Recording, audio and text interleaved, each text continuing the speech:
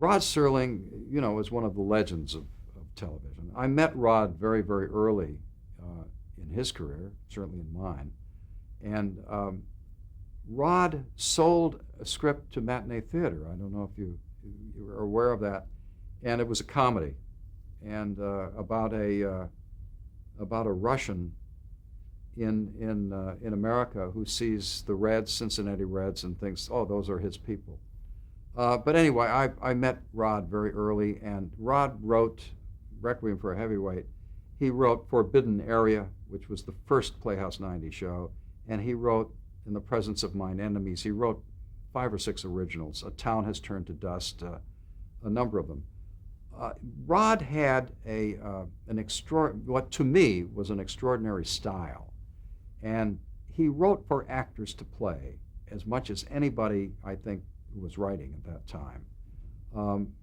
Actors used to say you'd read a script by Rod Serling and you could taste the words. I mean, he really wrote for actors to play. He was very energetic and very good, and I mean, we were very lucky to have him. But he was fun to work with, and very, very strong on his views. And Playhouse 90 and a show that we did, A Town Has Turned to Dust, started out in Rod's mind as a dramatization of the tragedy of Emmett Till, the young African-American boy, 14 years old in the South, who was lynched. And Rod wanted to do that story. And so many objections came down from CBS brass that they feared the loss of their affiliate stations in the South if a dramatization such as that went on the air. And Rod was in a position of making great changes in it. So the change became A Town in the West during the Western days, and the victim of gunplay and lynching was a Latino young man, and for some reason that was acceptable because Rod had to take the edge off a lot of the anger that was in the story. Did that upset him? Did you know specifically about that show? Yes. How did he tell you? How did he voice his? Well, that was one of the things that kicked Rod into creating Twilight Zone, because out of that experience, Rod realized that if he took these social stories that were important to him and set them in the undefined future or in another world, Twilight Zone, that they would be acceptable, and he was right. The same network, CBS, said okay to those Twilight Zones which had social content. Could you describe Rod Serling personally and professionally? Yes, personally, he was, first of all, he was a very funny man. I always expected him to write a great comedy series or a great comedy feature. He loved jokes.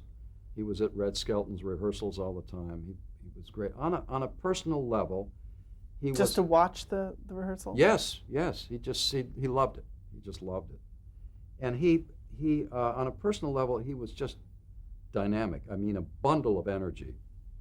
Rod looked like kind of a lightweight, a bantamweight boxer.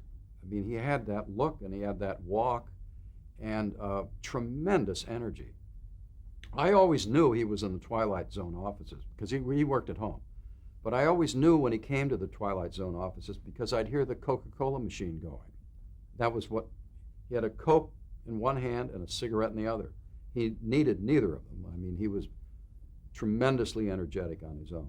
But that's the thing that I remember most. He had this tremendous energy, a great, great sense of humor, and a really kind of a gut-level professional person. He'd listen to your comments, and he might accept them, he might not. You never knew until you saw a revision, a first draft. What was his work ethic like? His work ethic, I mean, you can imagine, because he wrote most of the Twilight Zones. He probably wrote 3/4 of them. He dictated into a machine, playing all the parts. And then he'd have a secretary type up the discs. I could never understand how any writer could do that, because he kept it totally in mind. And he worked that way, and he had once he got hold of the theme of the story, he just went and he wrote very, very fast.